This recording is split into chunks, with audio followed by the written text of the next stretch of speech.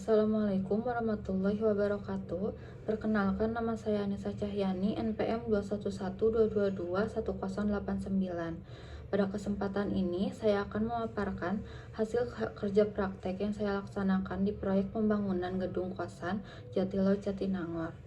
Fokus kerja praktek saya adalah metode pelaksanaan pekerjaan balok lantai 5, proyek pembangunan gedung kosan Jatiluhur Jatinangor. Latar belakang proyek, Jatinangor merupakan pusat pendidikan terbesar di Jawa Barat dengan universitas ternama seperti Unpad dan ITB Kampus Jatinangor. Meningkatnya jumlah mahasiswa dan aktivitas di wilayah ini membuat kebutuhan hunian sementara yang nyaman, aman, dan terjangkau semakin tinggi. Gedung kosan Jatiluhur Jatinangor hadir sebagai solusi hunian efisien dan fungsional bagi mahasiswa, pekerja, dan masyarakat umum, sekaligus mendukung perkembangan wilayah dan meningkatkan fasilitas hunian berkualitas di kawasan ini. Tujuan proyek ini adalah menciptakan hunian yang nyaman, aman, dan mudah diakses bagi mahasiswa, pekerja, dan masyarakat di Jatinangor.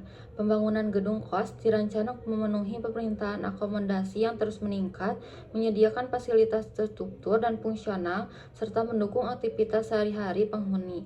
Dengan perencanaan dan pemanfaatan lahan yang efisien, proyek ini juga diharapkan berkontribusi pada perkembangan wilayah dan meningkatkan kenyamanan serta kualitas lingkungan tinggal.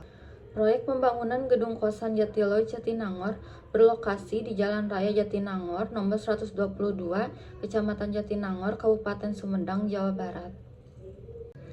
Balok adalah elemen struktural yang menahan gaya transversal, menghasilkan momen lentur dan gaya geser sepanjang bentangnya, menurut tipe Husodo tahun 1994. Balok menyalurkan beban dari pelat lantai ke kolom penyangga vertikal dan biasanya dicor monolit dengan pelat dengan tulangan di atas dan bawah, menurut Wahyudi dan Rahim tahun 1999. Data umum proyek. Nama proyek yaitu Pembangunan Gedung Kosan Jatiluhur Jatinangor.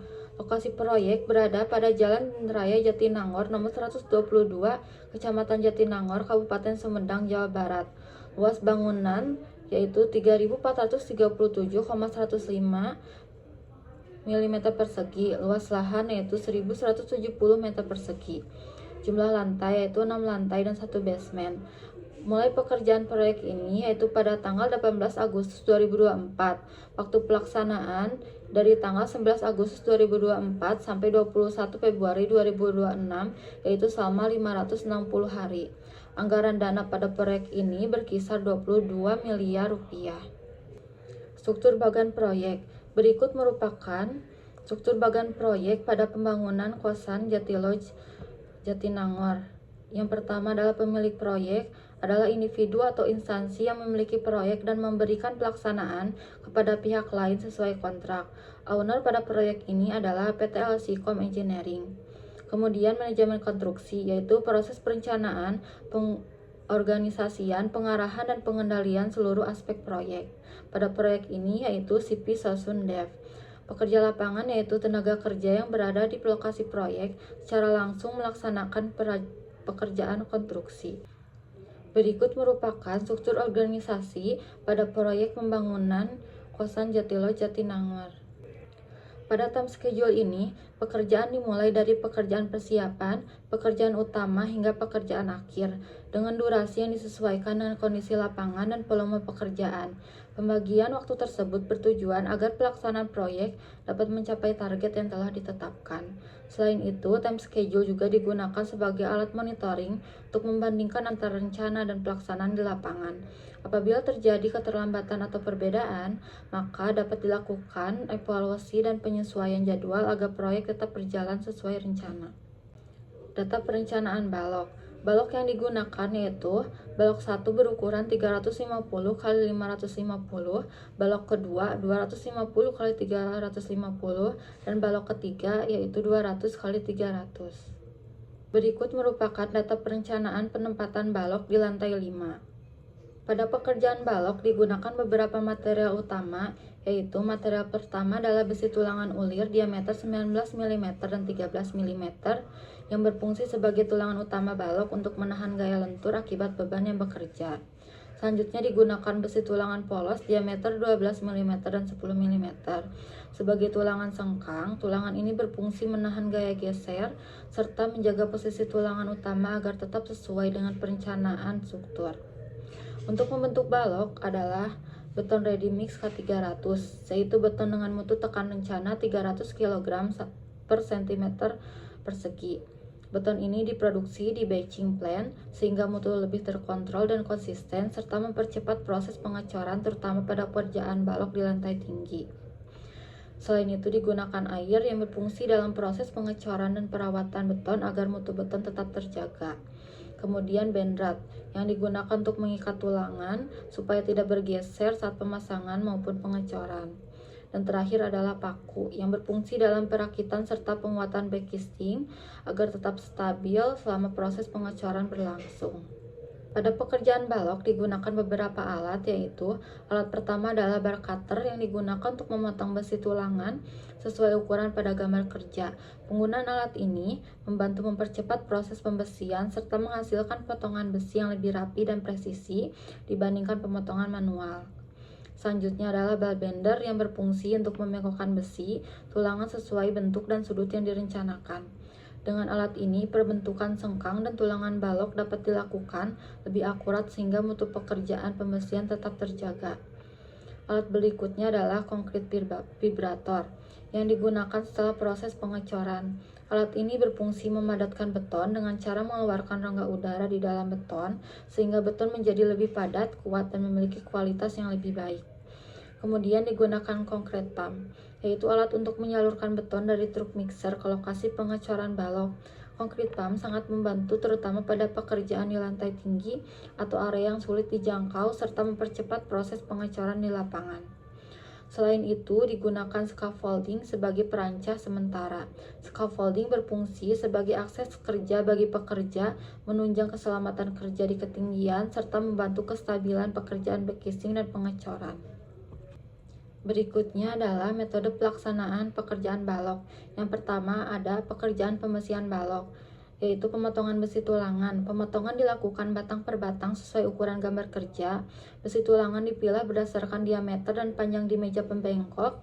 Besi dibendel diberi label sesuai jenis dan ukuran. Kemudian disimpan di lokasi sementara sebelum digunakan untuk pembengkokan dan perakitan.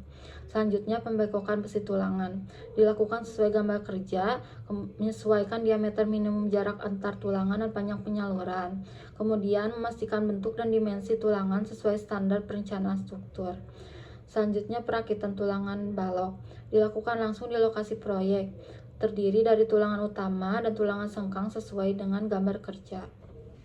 Langkah-langkah pemasangan balok. Yang pertama, pembuatan sengkang balok di lokasi proyek. Kemudian diangkat ke lantai 5. Pemasangan tulangan pokok dimulai dari bagian bawah sesuai gambar kerja. Pemasangan tulangan sengkang di bagian luar tulangan utama diikat dengan kawat bendrat agar stabil. Pemasangan decking beton di bagian luar rangkaian tulangan untuk menjaga jarak tulangan dan backcasting sesuai perencanaan. Kemudian pekerjaan backcasting balok. Langkah-langkah pemasangan backcasting balok. Yang pertama, pekerjaan diawali dengan survei dan pemberian tanda elevasi pada kolom struktur sebagai acuan posisi balok. Scaffolding dipasang di antara kolom sebagai penyangga utama backcasting balok. Gelagar balok dipasang di atas scaffolding untuk menahan beban backcasting dan beton segar. Suri-suri dipasang di atas gelagar sebagai tumpuan berdeman agar beban beton terdistribusi merata. Berdeman atau backcasting bawah balok dipasang di atas suri-suri disetel sesuai elevasi rencana. Elevasi backcasting dicek dan disetel kembali menggunakan jack base agar sesuai gambar kerja. Besi tulangan balok dipasang di atas berdeman dan diikat kawat bendrat sesuai gambar kerja. Backcasting sisi kanan dan kiri balok dipasang dilengkapi support kayu agar backcasting stabil saat pengecoran. Selanjutnya, pelaksanaan perawatan beton. Perawatan beton yaitu menjaga permukaan beton tetap lembab dengan penyiraman berkala dan penutup karung goni basah, terutama selama 7 hari pertama setelah pengecoran. Pembebanan beton yaitu balok tidak boleh menerima beban berlebih sampai beton mencapai umur dan kekuatan yang cukup sesuai ketentuan serta persetujuan konsultan pengawas. Pekerjaan pembongkaran bekisting. Tahapan pekerjaan pembongkaran bekisting yang pertama adalah mendorkan jack base dan U-head hingga bodeman balok memiliki celah dari beton balok.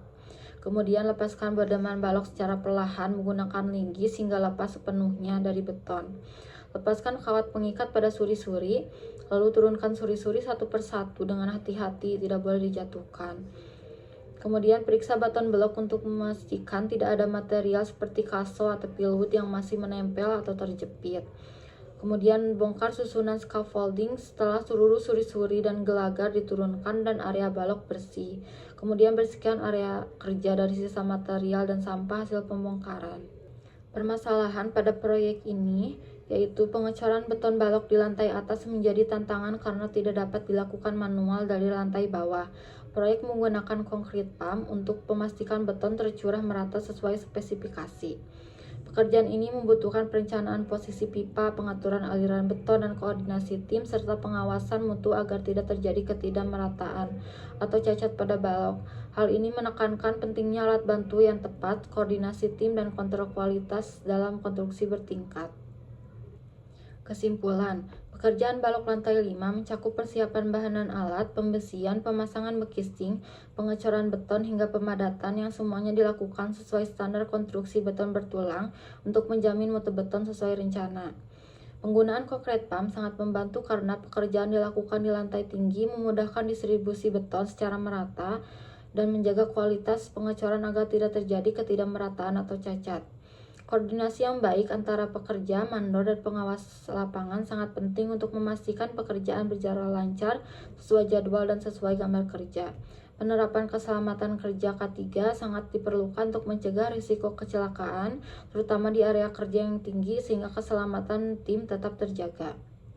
Sekian yang dapat saya sampaikan. Mohon maaf bila ada kesalahan. Wassalamualaikum warahmatullahi wabarakatuh.